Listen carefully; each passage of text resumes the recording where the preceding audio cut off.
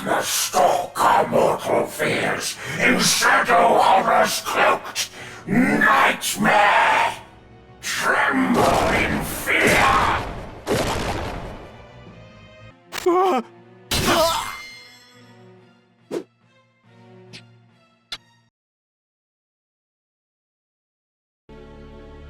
I see Gafgarian's sword was no match for his words. Then again, perhaps the fault lies with his adversary. Beowulf blood is not given to spill easily, even when thinned with that of a courtesan, it would seem. But enough is enough. You overstay your welcome. As I am loath to waste time and effort, I shall make you an offer. Leave the Aura site, and then leave Lionel. Refuse, and you will find my hospitality wanting. Where is Lady Avelia? You mean to free her? What then? House Beowulf would see her dead.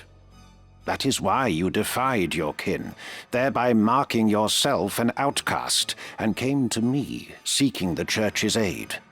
By taking the princess into my care, I merely granted you your wish. What would you have of me now? Answer me! Where is Lady Avelia?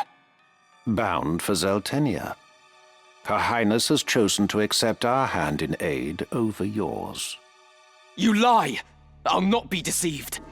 Her Highness undertakes to claim the throne of her own volition. She spreads her wings.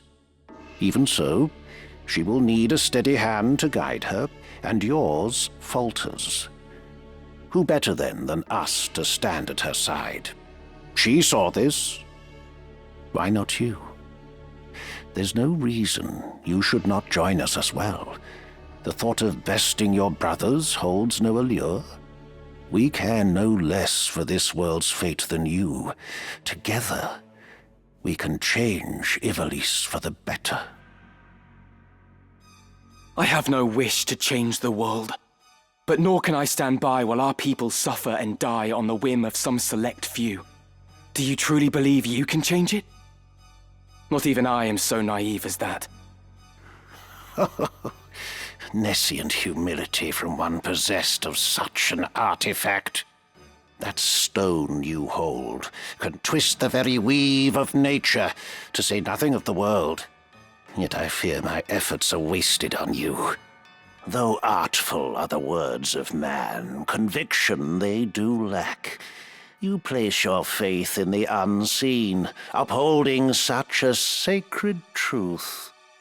Ignorance begets ignorance as the blind lead the blind, and I despair to see it. I despair of mankind. Very well. I will demonstrate the stone's power. The power of God's true!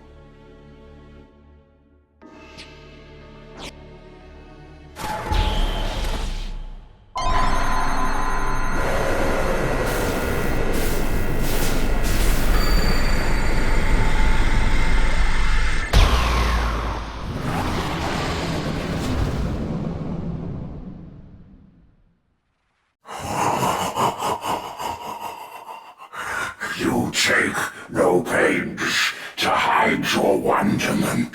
How I shall delight to watch you die. Each excruciation, ecstasy. This is Auracite's sacred power? How can power so vile banish villainy? Surely this is naught but evil itself. Of good and evil still you would fain speak. Beneath concern such empty notions fall. Although no more ought I expect of you. Afore the ocean of Lucavi power, the minds of men are naught but trickling streams. The power of the Lucavi? What are you? What have you done with the Cardinal? What nonsense this! I am the man himself.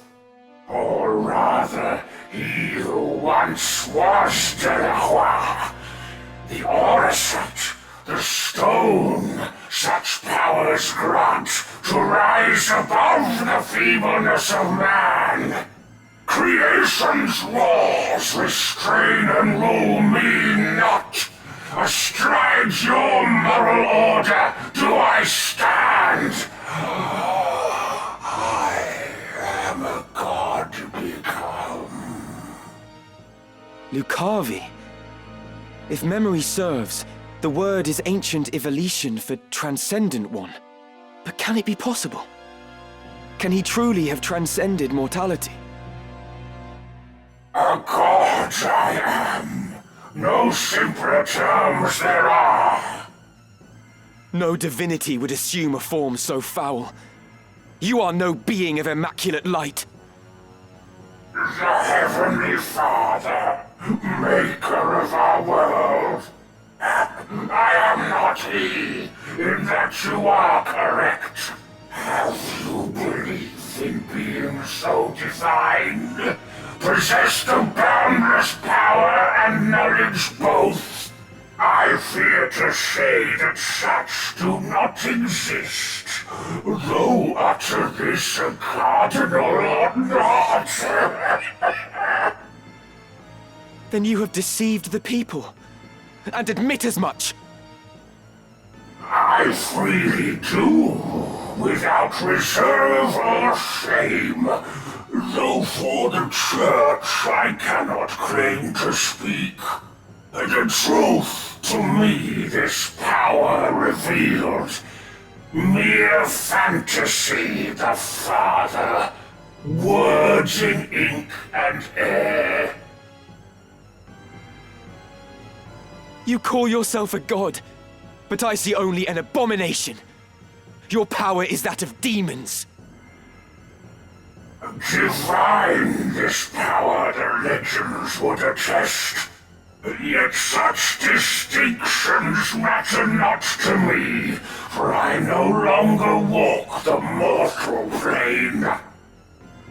That a hero of the 50 Years' War should abandon his faith and become a monster. Feel you no shame? Nay, for faith in fiction is as faith in naught. The joyous day, the power roused within, to me was shown divinity's true form. My fervent most desire was then fulfilled by the one God to whom I bend the knee. This self-same God abjurer surely sought, yet with their selfish ends to satisfy, the truth did his disciples warp and twist. A cruel and ugly truth that I embraced. Are there more of you? Other Lucavi? What need have you to know? Who here will die? A maggot, crushed and broken underfoot. What is this I behold? Against what do I fight? The Lion's Guard sends its best in Agrius Oaks, protector of the Princess Julie Sworn. Your skill with blade unrivaled, so I hear. Your loyalty to Her Highness wavering not. As now we speak, your mistress for Saltenia makes her rightful crown and throne to claim. If fast remains your oath, then serve you may. My ally you need but be. Your ally. Wherefore would I choose to join hands with a grotesque abomination such as you? Mock you would of my appearance make. By what you see do you see fit to judge? From you, a woman groomed to lead her house, no such hypocrisy would I expect. No matter your deeds, for no more reason than your form denied respect you are.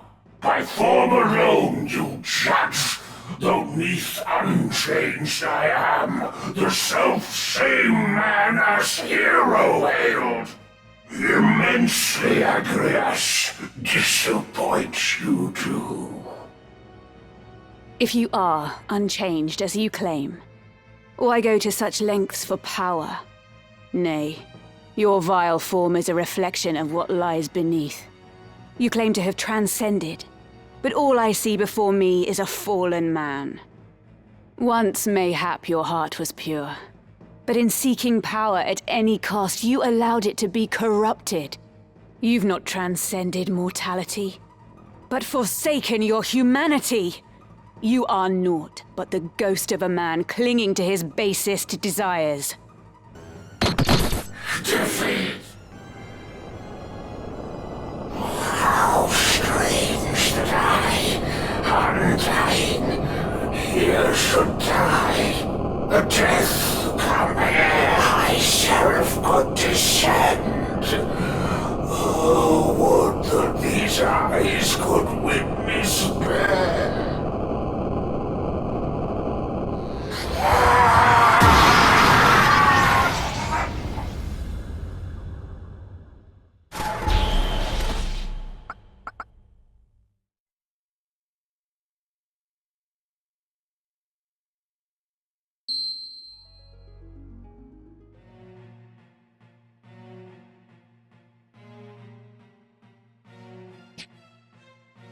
My advisors tell me you are the one who rescued Princess Avelia. I would have you tell me more. I am Delita Hyrule, a Black Ram lieutenant in the service of His Excellency the Baron Grimms. His Excellency dispatched me to rescue the princess, and so I did, disguised as one of your own. A sheep in lion's clothing. Now I have returned. Hyrule, you say? That is not a name I've heard before. I had thought Baron Grimms and his Black Rams felled in battle against the Eye a fortnight past. Indeed. That dark news spurred me to return with all the greater haste. 'Tis only by virtue of my mission that I was spared the fate of my comrades. May the Father grant them rest. How fares the princess? She is weary yet from her long journey.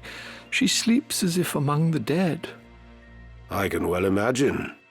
Now, is it true you brought a prisoner? It is. The man is privy to the conspiracy, and I would have him lay it bare to your grace. Bring the prisoner forth.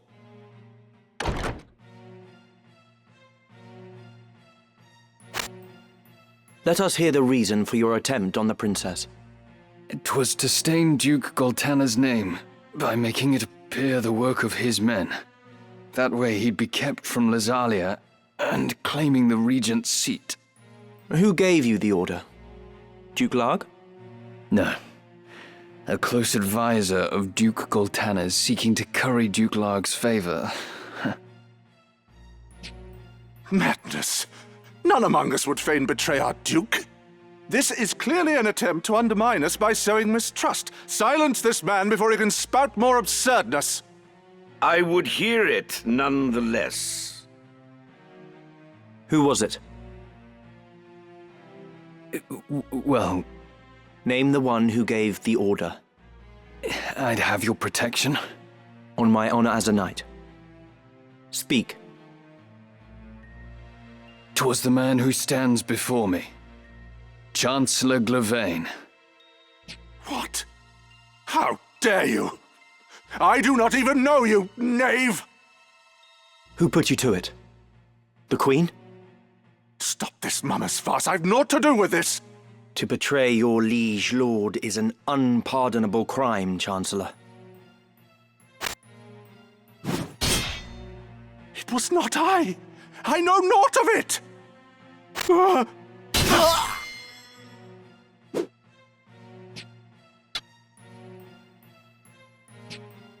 Forgive me if I presume overmuch, Your Grace, but now is not the time for bandied words.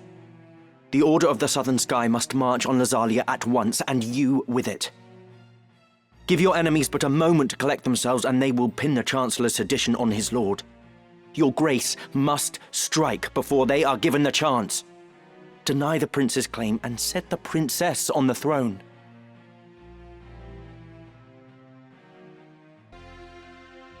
Following his sack of the royal capital of Lazalia, Duke Goltana, the Black Lion, banished Queen Luveria to Besselat for her hand in the conspiracy, and crowned Princess Ovelia queen. But Duke Larg, the White Lion, insisting that Prince Orinus was the true and rightful heir, at once crowned the child prince and declared himself regent. Moving then to free Luveria, Duke Larg dispatched the Order of the Northern Sky to Besselat in the name of the new crowned king. Duke Goltana, in turn, set the Southern Sky to march in Ovelia's name. The curtain had risen on what history would one day record as the War of the Lions.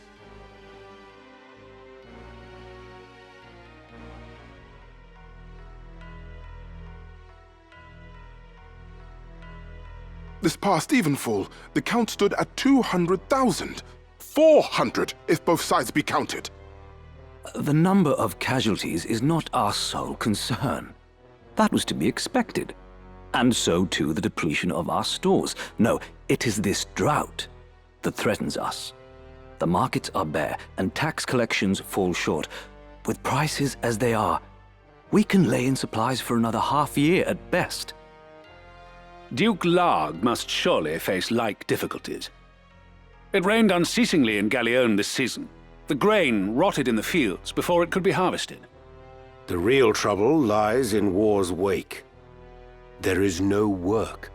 Whole villages have been displaced. My son Oren tells me over 100,000 have already fled to Lazalia, and more pour in by the day. Ha! I see no trouble in this. Let Larg struggle to feed the mewling maids and his soldiers both. It is no laughing matter. Should the conflict spread, we may find ourselves no better off. Think you Zeltenia proof against such a fate? I assure you we are not. Has not the time come to chart a course to peace? Your fears are well-founded, but we cannot yet end this war. Though it pains me to do so, we shall increase the rate of tax by 1/3. Naturally, a close watch must be kept on those who hope to profiteer in these trying times. As for those seeking refuge outside the castle walls, we shall tighten our patrols at the Limbri border to see that they are turned back. My lord, I must ask that you reconsider. Duke Larg suffers, as do we. What better time to treat for peace? You talk in circles, Orlando. There can be no peaceful end to this. The kingdom cannot exist without her people, your grace. No more than can we. In the 50 Years' War, who bore a greater burden than they, the common folk? Would you thank them now with higher taxes? Their confidence in us is sorely tested as it is. And it is not only the people. Our soldiers are made to fight on rations that would scarce feed a child at his mother's skirts. We cannot long sustain this war. Resolve is no substitute for resources. Resolve? Have you any? These are the words of a coward.